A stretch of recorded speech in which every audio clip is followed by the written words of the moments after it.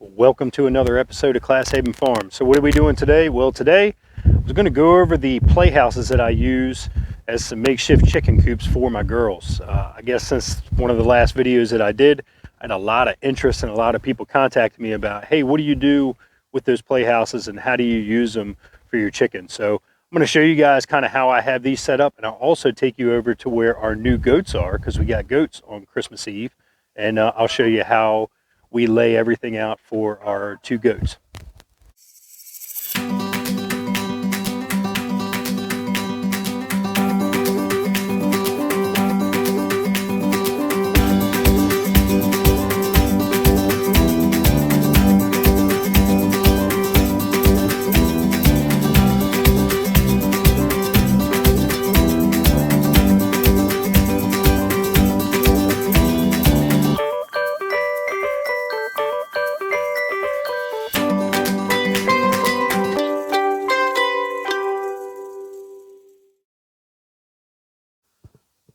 So this was an idea that I got a while ago about using and refurbishing old playhouses, kids' playhouses, and making them into chicken coops or shelters for animals. I think I got this one for $25, and I got this one for free from a friend of mine. They're really, really simple, and a lot of times you hear people say, oh, I wish I could have chickens, but it's too expensive. I'll be perfectly honest with you guys. That chicken coop that I bought from Tractor Supply, that was, even though it was on sale, that was pretty expensive. Now, I had my reasons for why I did that, and it works out good for me. But if you're trying to get into this, these aren't a bad thing. Now, I'll walk you guys around and show you kind of what I did. What I did to kind of winterize this and get it ready for the winter is I took an old plastic salt bag and I ran a tobacco stick across here. I just used drywall screws just to run them in because that was what I had. And the reason that I do that is because when you look inside, I put a roosting pole just using it across the windowsills. And so putting this plastic up here gives the girls a wind barrier so that the wind isn't going directly in. The other thing that I did is as it started getting colder, I turned this thing around because most of my wind comes from this direction. So I put the back side of the coop to block some of the wind off.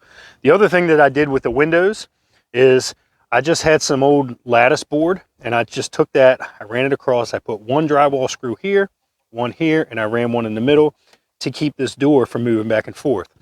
The nice thing is that when it's not wintertime anymore, I can take this down, and where I put my nesting box here on the inside is right in line with that window. So I can just open the window, go in, grab the eggs, do what I need to do. The nesting box was really simple. All it was is just some leftover OSB.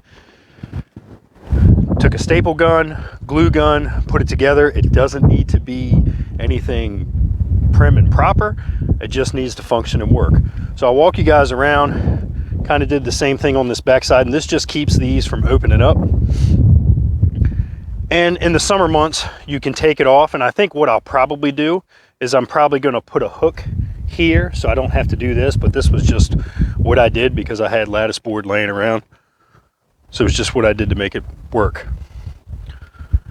For this one, I did the same thing on the windows. Pick up older playhouses that the sun has been beaten down on it. It's probably not a bad idea just to run some screws through it. I did the same thing here on this one, only because I didn't want the wind to catch this and rip it off when the girls were in there, because that might scare them. But I just ran some 3-inch screws all the way around the top, and then just had that kind of suck in here on the tops of the coop. Now, this one here, what I mainly use this for is keeping my chicken feed covered.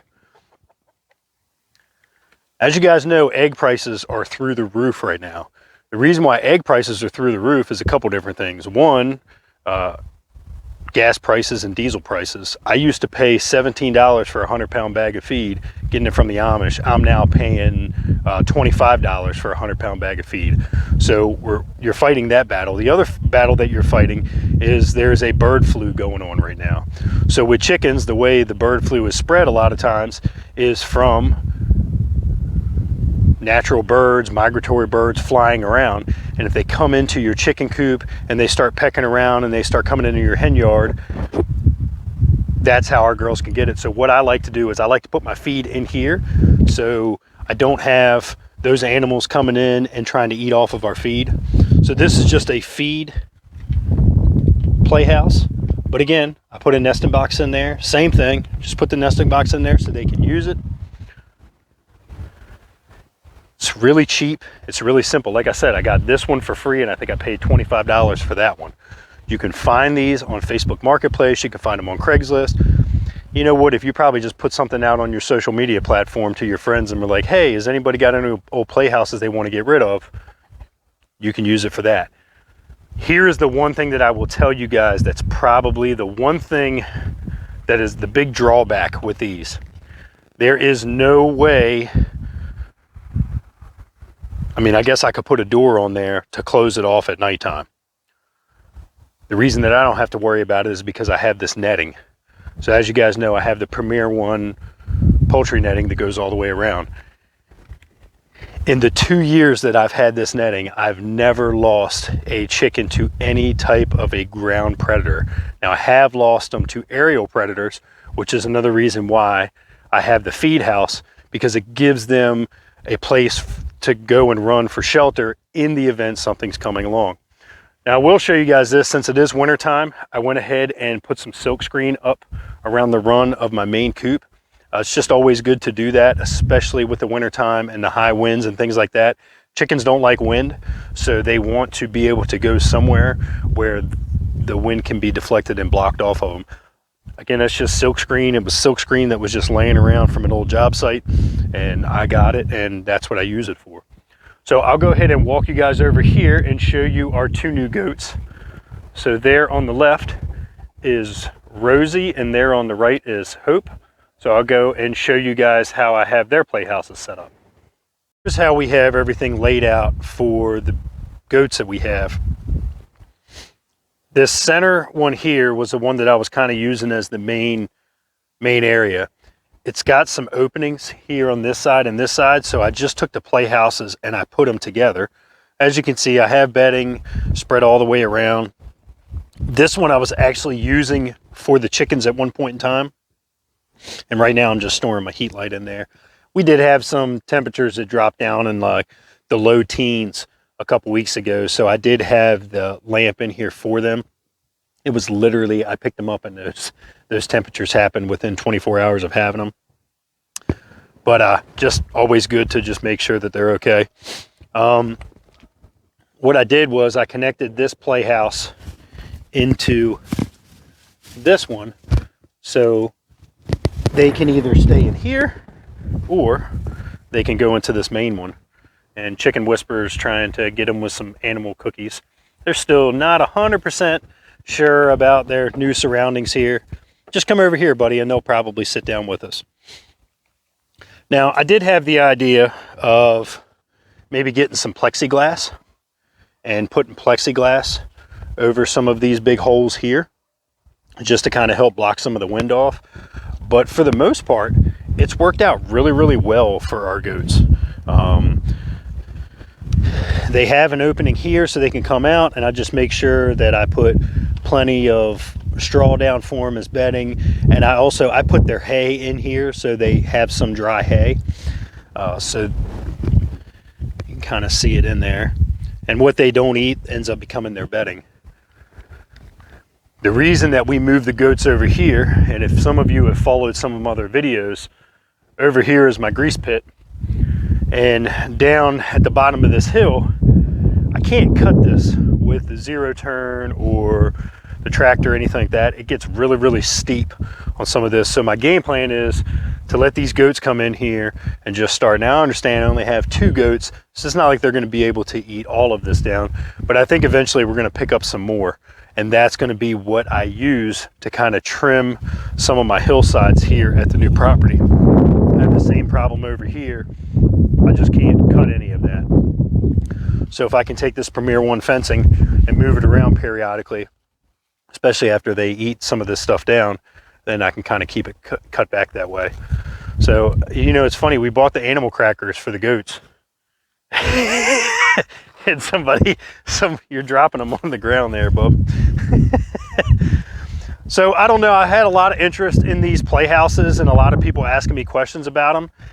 They've worked out pretty well, and for the price point, I mean, I got that one for free, and I think I paid $25 for these. So $100 is what I have in these housings, and they work out really well for the goats. Like I said, we've had some pretty cold nights in the teens and things like that, and they were fine, and the chickens have been doing fine with it. So I just want to throw that idea out there. I tell you, man, YouTube, some people are really hard on you.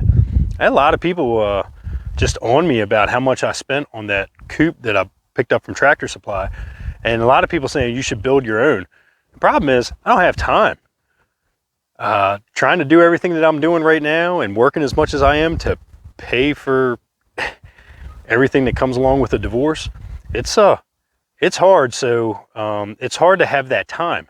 To me, it was easier just to spend a little bit of extra money and have something that I could put together in a few hours rather than take an entire weekend or several weekends to put it all together. To be perfectly honest with you, when I got these guys with me, I don't want to spend a lot of time working, right, buddy?